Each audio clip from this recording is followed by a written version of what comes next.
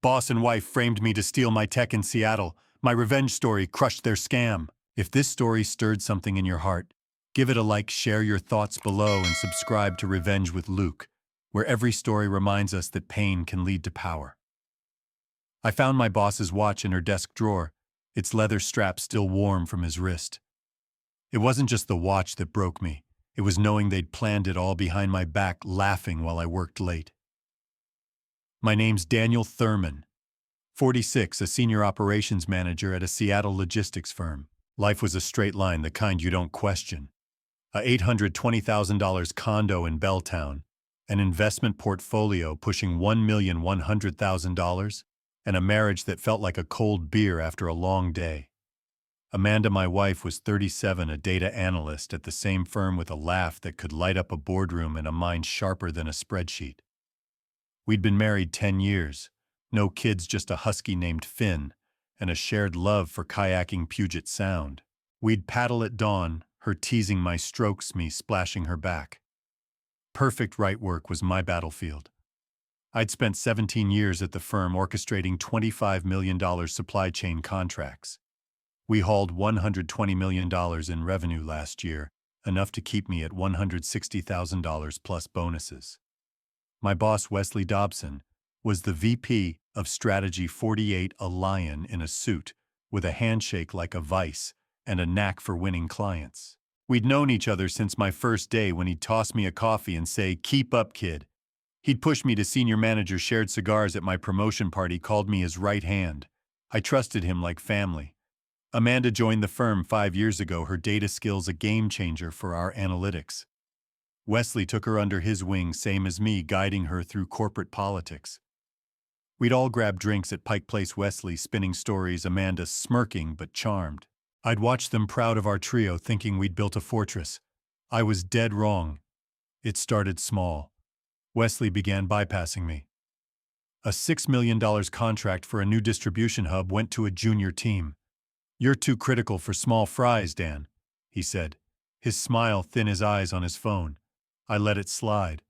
Then my annual review got pushed back. "Budget issues," Wesley muttered, dodging my gaze. Amanda noticed too. "He's acting off," she said one night, slicing onions for chili. "Call him out." I shrugged. "Just stress. I'm Daniel Thurman. I solve problems, not chase gut feelings." Then the cracks widened. Amanda's hours stretched data audits, keeping her at the office past 8 p.m. Her phone buzzed constantly, her replies vague. Work stuff, she'd say, her eyes on her screen. Wesley was scarce too, canceling our strategy lunches, citing client emergencies. "I'd text beers tonight," he'd reply, swamped, "maybe next week." Finn started pacing when I got home alone, Amanda still at the office. She'd return at 10 p.m., her blouse slightly creased, her perfume jasmine new, hitting me like a stranger's. "Just deadlines," she'd murmur, heading to the shower. I'm not a paranoid guy. I trust systems, timelines, data. But suspicion's a slow burn. One night I couldn't sleep. Amanda was working late again. I checked her location, shared for safety. Her phone was at the Fairmont Olympic, not the office. My chest tightened. A client dinner, maybe. I called. Voicemail. Texted Wesley, "Light, you guys still grinding?" His reply came fast, "Done by 6, home now." My gut churned. He was lying. The next morning I did something I never thought I'd do. While Amanda showered, I grabbed her phone from the kitchen counter. Her lock screen was us kayaking, smiling. Passcode our wedding date, 0715. I opened her emails. Nothing blatant. Client threads, project updates. Then I saw a calendar invite from Wesley titled "Strategy Review, 9 p.m. last night at the Fairmont." No other attendees. I checked her texts. A message from Wesley, 10 p.m. "Left my watch in your room. Grab it tomorrow." My hands shook. A watch. In her room, I put the phone down as the shower stopped. Amanda walked in, towel-wrapped, humming. "You're up early," she said, smiling. I forced a nod, my throat dry. Big day. I went to work, my mind a hurricane. Wesley was in his office on a call, his watch leather engraved on his wrist. Amanda was at her desk, typing, her earrings new silver hoops I hadn't seen before. I wanted to confront them, smash his desk, demand answers. But I'm not that guy. I'm the one who plans, who strikes when the moment's right. I started watching. Wesley's emergencies were smoke, no agendas, no logs. Amanda's calendar mirrored his late nights off-site meetings. I called our IT guy, Ethan Caldwell, a friend from my early years. "Can you pull email logs?" I asked, keeping it quiet. He hesitated, then nodded. "Give me a day." I went back to my desk, smiled through meetings, and played my part. Wesley clapped my shoulder, joking about quotas.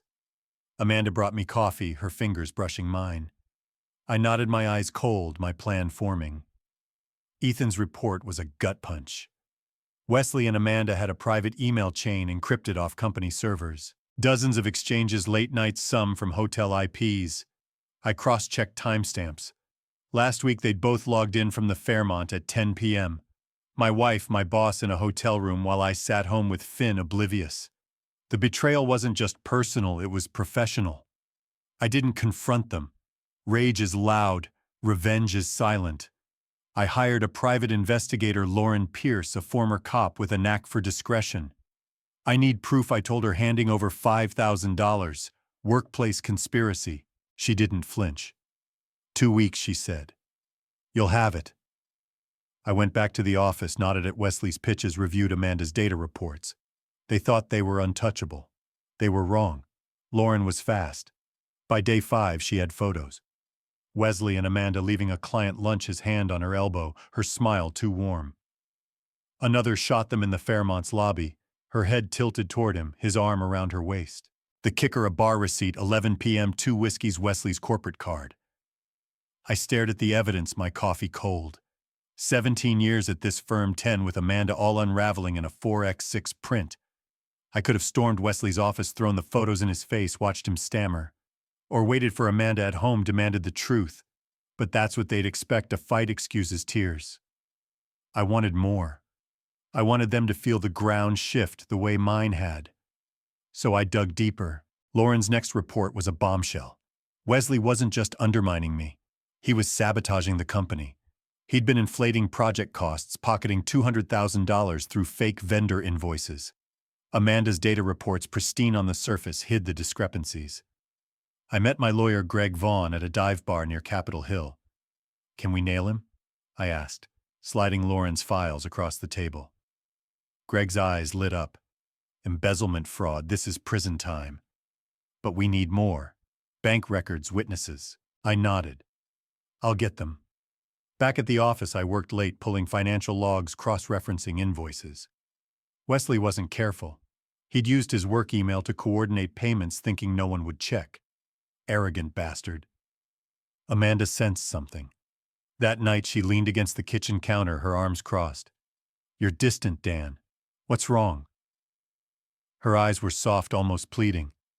"I almost bought it. Just work," I said, my voice flat. "Wesley's piling it on." She frowned, stepped closer. "Talk to me."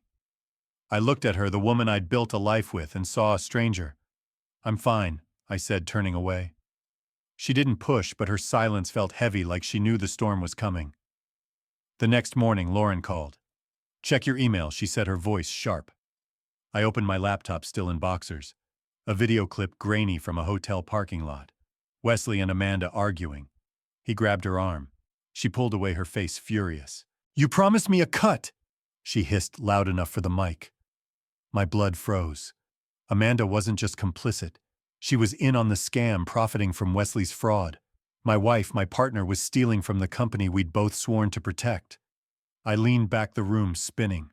Wesley's betrayal was one thing, a boss screwing over his team. But Amanda, that cut deeper. I thought of our kayaks, our late-night talks, Finn curled between us. All lies. I poured a coffee, my hands steady now. This wasn't just a job anymore. It was personal. I had the photos, the video, the invoices. I had a revenge story brewing, and Wesley and Amanda were about to learn what happens when you cross Daniel Thurman. Friday came. Wesley called another emergency meeting, 6 p.m. I sat across from him, my notepad blank, my eyes locked on his. Amanda was there, typing, her earrings glinting. They thought they were safe, untouchable. I smiled, nodded, played the loyal manager. But inside, I was rewriting their ending. Lauren was tailing them, Ethan was digging deeper, and Greg was prepping a case. The trap was set. This wasn't about yelling or fists. It was about outsmarting them, dismantling their world piece by piece. I left the meeting early claiming a headache. Wesley barely noticed, too busy barking at the team. Amanda glanced at me, her brow furrowed. I met her eyes, held them, then walked out. The Seattle skyline glowed through the office windows, cold and sharp. I drove home, Finn greeting me with a wagging tail. I scratched his ears, poured a whiskey, and opened my laptop. Lauren's latest file was waiting, bank records tied to Wesley with Amanda's name on a joint account. They weren't just colleagues. They were partners in crime. I sat on my balcony, Puget Sound shimmering in the distance, and planned my next move. Wesley and Amanda thought they'd played me, thought I'd stay blind. They were wrong. This revenge story wasn't about breaking them.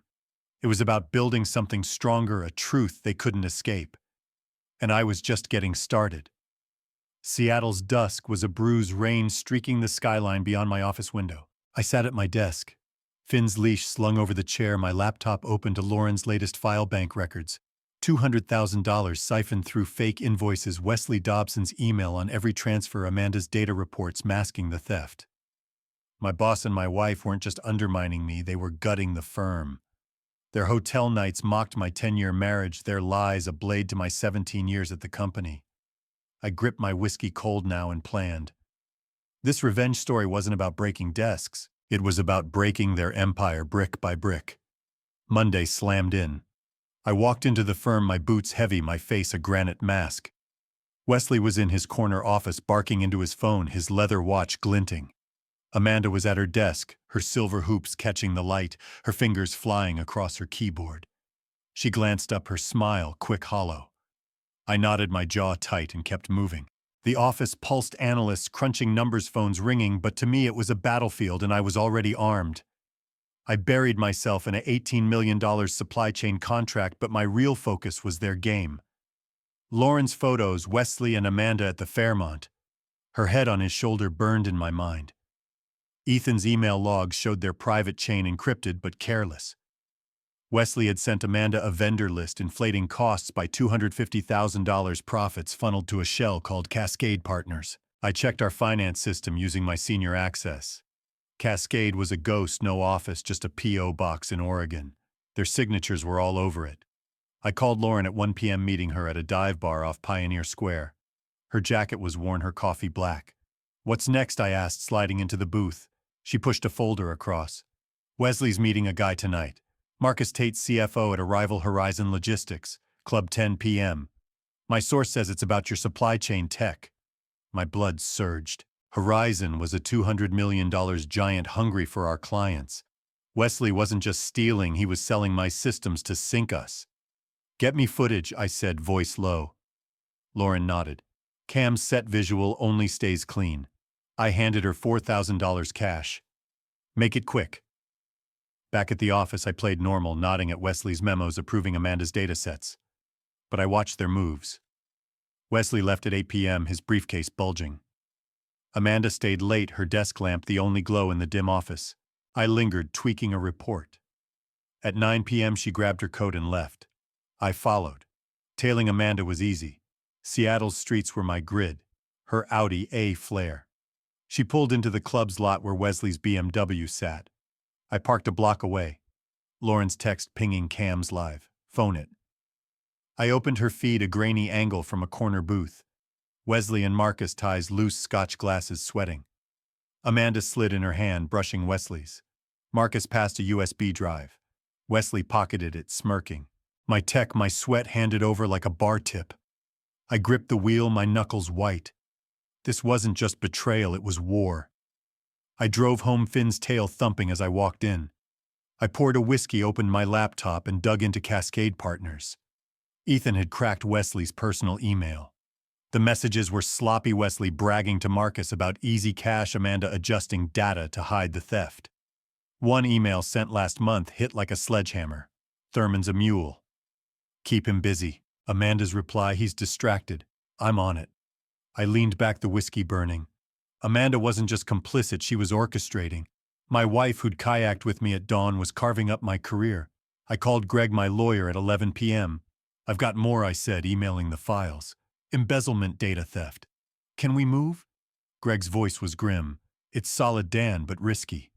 Wesley's got board connections. We need bank records, hard proof. I nodded, my mind racing. Then we hit harder. Tuesday, I upped the game. I asked Ethan to flag Wesley's laptop for security updates, giving me remote access. By noon, I had his cloud drive client contracts my supply chain algorithms, a draft pitch to Horizon for $1 million. Amanda's data tweaks were embedded, her code subtle but damning. I copied everything, my pulse steady. Wesley thought he was invincible. I was about to rewrite his rules. Amanda felt the change. That night she cornered me in the garage, her arms crossed, her jasmine perfume sharp. "You're pulling away, Dan. What's wrong?" Her voice was soft, almost desperate. I wanted to laugh. "Work's hell," I said, grabbing a wrench. "Wesley's screwing us all." Her face flickered, guilt, fear, I couldn't tell. "He's under fire," she said, stepping closer. "Talk to him." I looked at her, my wife, my enemy, and said, "I will." She nodded, relieved, and went inside. I stayed, the wrench heavy, my plan crystallizing. The first twist hit Wednesday morning. Lauren called at 5 a.m., her voice urgent. "Check your email." I opened my laptop, still in sweats. A photo time-stamped last night. Amanda leaving a tech startup in Fremont, not with Wesley. The man beside her was mid-50s, tailored suit, hard eyes. Lauren's note, his name's Victor Crane, consultant for Horizon. She's playing both sides. My pulse spiked. Amanda wasn't just Wesley's accomplice. She was double-crossing him, cutting a deal with Horizon's fixer. I spent the day rattled. At the office, Wesley was all swagger, closing a $7 million deal. Amanda ran a data briefing, her voice steady, her hoops gleaming. I watched from the back, my mind spinning. If Amanda was working with Victor, she wasn't just stealing. She was positioning for a bigger prize, maybe Horizon's payroll. I called Lauren. "What's her angle?" I asked. "Power," Lauren said. "Horizon's offering her a VP slot if she delivers your tech. Wesley's the fall guy." I nodded, my jaw tight. Amanda wasn't a pawn, she was the queen. That night I tailed her myself. She claimed a client dinner. I followed my truck, a shadow in Seattle's sprawl. She drove to a law firm downtown, not a restaurant. I parked across the street, watching her walk in her briefcase swinging. 20 minutes later, she emerged with a woman's 60s sharp blazer, commanding vibe. I snapped photos, sent them to Lauren. Her reply, Claire Novak, merger attorney. Specializes in hostile takeovers. My stomach dropped. Amanda wasn't just selling tech, she was helping Horizon swallow our firm whole. The second twist came Thursday. Ethan burst into my office, his face pale. "You're in trouble, Dan." He showed me a server log, my login timestamped last week, downloading sensitive data to an external drive. "I didn't do this," I said, my voice hollow. Ethan nodded, nervous. "Someone used your credentials. Looks real." I stared at the screen, my heart pounding. Amanda. She'd frame me, setting me up as the leak if her plan went south. If our CEO, Ellen Carver, saw this, I was fired, maybe arrested. I called Greg, sent the logs.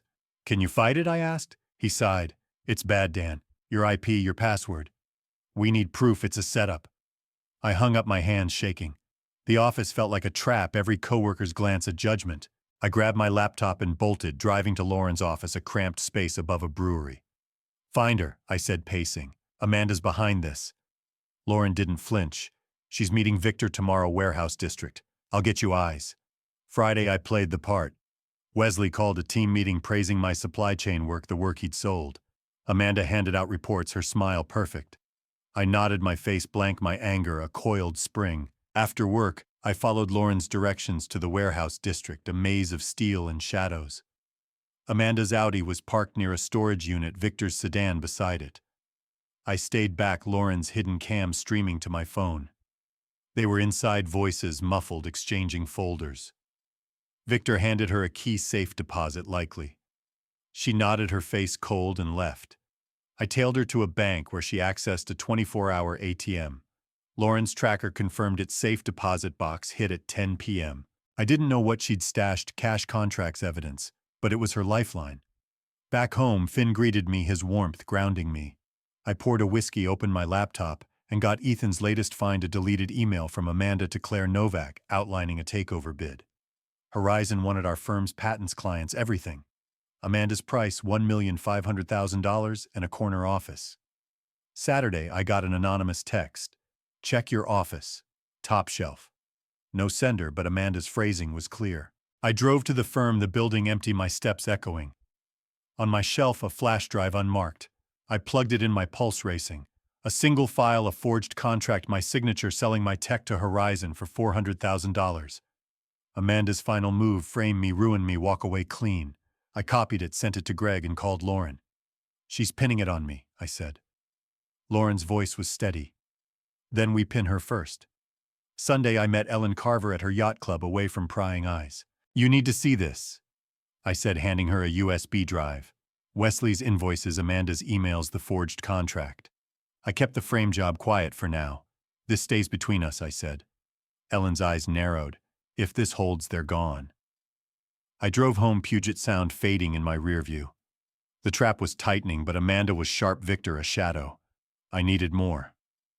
Monday. Ellen called Wesley to her office. He walked out an hour later, his face gray, his watch dull. Amanda was next, her heels clicking, her expression unreadable. I watched from my desk, my heart steady. At 3 p.m., Ellen emailed the leadership security audit tomorrow. All systems locked. Wesley's office was cleared by 5 p.m., security escorting him out. Amanda kept working, her desk untouched, but her eyes darted to me just once. I held her gaze, my victory silent. That night, Amanda came home late, her coat damp from the rain. "We need to talk," she said, her voice shaking. I followed her to the living room, Finn watching from his bed. "I know you're behind this," she said, her eyes blazing. "The audit, Wesley's exit, it's you." I leaned back, my voice cold. "You framed me, Amanda. Sold my work, betrayed the firm. Why?" Her face crumpled just for a second. "Wesley forced me," she whispered. "He had leverage debts from years ago. I had to." I laughed, sharp and cold. "You chose Horizon." She looked away, her hands trembling. "I'm sorry, Dan. Let me fix it." I stood towering over her. "You're out of time." She grabbed her bag and left, the door slamming. Finn whimpered. I didn't move. Lauren called at midnight. "Amanda's at a motel alone. Victor's gone dark, no trace." I nodded, my mind clear. Amanda wasn't just running from me. She was running from Horizon, from Wesley, from her own lies. But I wasn't done. This revenge story had one more act, and I was writing the ending. I sat on my balcony, the city lights flickering, and planned. Wesley was down, but Amanda was slippery, Victor a ghost. The audit would expose them, but I needed proof to clear my name, to lock them in their own cage. I opened my laptop, Ethan's final file waiting, a backdoor in Amanda's email, her last message to Victor Thurman's onto us. "Move the assets now." I smiled, my whiskey warm. They thought they'd played me. They were about to learn what happens when you underestimate Daniel Thurman. Seattle's skyline shimmered under a restless dawn rain, tapping my office window. I sat at my desk. Finn's leash draped over the chair, my laptop open to Ethan's latest find, Amanda's email to Victor Crane sent at 3 a.m. "Thurman's closing in. Secure the assets now." She'd framed me as the traitor, forged my signature on a contract selling my supply chain tech, and planned to vanish with Horizon Logistics payout. Wesley Dobson was gone. Escorted out by security, his fraud laid bare. But Amanda was a shadow slipping through the audit's grip, her motel hideout empty. This wasn't over. I was Daniel Thurman, and I built my victories on truth, not chaos. Tuesday morning, I strode into the firm, my boots steady on the polished floor. Ellen Carver, our CEO, gave me a curt nod, her eyes sharp with a trust I was still proving. The security audit was a vice server's frozen emails, sealed auditors dissecting financials. The forged contract pinning me as the leak was a noose around my neck. If Ellen saw it, I'd lose my job, my reputation, maybe more. I needed to clear my name and bury Amanda's lies before she could bolt. I called Lauren Pierce, my PI, at 8 a.m., meeting her at a diner off Alaskan Way. Her coffee was cold, her eyes sharper than ever. "Amanda's on the move," she said, sliding a photo across the table. Amanda at a storage facility, her Audi tucked behind a loading dock. "Victor's laying low, switched to a burner. My source says he's pushing her to deliver your algorithms." My jaw tightened. "What's in her safe deposit box?" Lauren shrugged. "Patents, cash, maybe leverage. She's got a plan." I handed her $3,000 cash. "Get me access." She pocketed it. Risky but doable. 2 days. I drove back to the office, Puget Sound, a gray mirror in my rear view. Amanda wasn't just betraying me, she was outmaneuvering Horizon Wesley everyone. I had to move faster. At work, tension crackled. Wesley's office was a void, his nameplate gone. Amanda's desk sat empty, her sick leave a thin excuse. I watched the team, their whispers heavy, and dove into a $20 million contract playing the operations manager. But my real work was with Ethan. Ethan met me in the server room at noon, the machine's hum masking our words. "I cracked her back door," he said, voice low. "Amanda used your login for the forgery, but she slipped up public Wi-Fi coffee shop last month. Her laptop's tagged." My pulse quickened. "Can you tie it to her?" He nodded. "IP's linked to her personal device. Log sent to Greg." I clapped his shoulder. "Keep it tight." He nodded uneasy. "She's cornered Dan. That's dangerous." "Greg, my lawyer, called at 2 p.m. The logs are gold," he said, voice electric. "They clear you forgery fraud all on Amanda. But the box is key. If she's got Horizon's contracts, it's federal." I hung up my hands steady. The audit was tightening, but Amanda was slippery, Victor a ghost. I needed to cut their strings. The first twist hit that night. Lauren texted at 9 p.m. Victor's bailing. Meeting Horizon's board, 10 p.m. private lounge. Amanda's cut out. My stomach churned. Victor Crane, Horizon's fixer, was abandoning her, selling her out to save himself. I called Lauren. "Is Amanda spooked?" Her voice was grim. "Big time. Hit the safe deposit box at 7 p.m., pulled something small, maybe a drive." I gripped my phone, rain louder now. Amanda wasn't just running, she was desperate, and desperation breeds mistakes. Wednesday, I tailed her myself. Ethan flagged her laptop at a co-working space in Capitol Hill. I followed my truck, a shadow in Seattle's dusk. She drove to a consulting firm, not a client's office. I parked a block away, Lauren's binoculars steady. Amanda met a woman, late 50s, tailored suit, sharp gaze. They talked for 20 minutes, Amanda passing a slim folder. I snapped photos, sent them to Lauren. Her reply, Sarah Klein, corporate broker. Handles tech acquisitions. My chest tightened. Amanda wasn't just selling my tech. She was liquidating our firm's future, negotiating a solo payout. The second twist landed Thursday morning. Ethan rushed into my office, his face ashen. "You're exposed, Dan." He showed an internal memo circulated to the board, time-stamped last night. It accused me of data theft, citing my login on the forged contract. "It's not Ellen," Ethan said. "Amanda's got a board ally pushing it." I stared at the screen, my heart pounding. She'd weaponized her frame job, trying to bury me before the audit exposed her. If the board bought it, I was finished. I called Greg, forwarded the memo. "Can you kill this?" I asked. He exhaled. "It's rough, Dan. The logs clear you, but the board's spooked. We need the box, hard evidence now." I hung up the office, closing in. Every coworker's glance felt like a blade. I grabbed my laptop and drove to Lauren's office, a dive above a fish market. "Where's Amanda?" I demanded, pacing. Lauren leaned back. "Motel, but she's moving. I've got a guy on the box, bank opens at 9 a.m. tomorrow." Thursday night, Amanda came home. Her eyes hollow, her jasmine perfume faded. "Dan, we need to talk," she said, her voice trembling. I followed her to the kitchen, Finn watching from his bed. "I know you're doing this," she said, her hands shaking. "The audit, Wesley. It's you." I leaned against the counter, my voice ice. "You framed me, Amanda. Stole my tech, sold the firm." Why, her face cracked. "Wesley trapped me," she whispered. "He had dirt old loans, my past. I had no choice." I laughed, cold and sharp. "You chose Horizon." She flinched, tears falling. "I'm sorry, Dan. Let me make it right." I towered over her. "You're out of moves." She grabbed her keys and bolted the door, slamming. Finn whined. "I didn't chase her. Lauren called at midnight. Amanda's at a new motel alone. Victor's with Horizon cutting a deal." I nodded, my mind clear. Amanda was running from everyone, me, Horizon, her lies.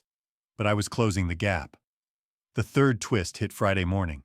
Lauren delivered, meeting me at the diner, a flash drive in hand.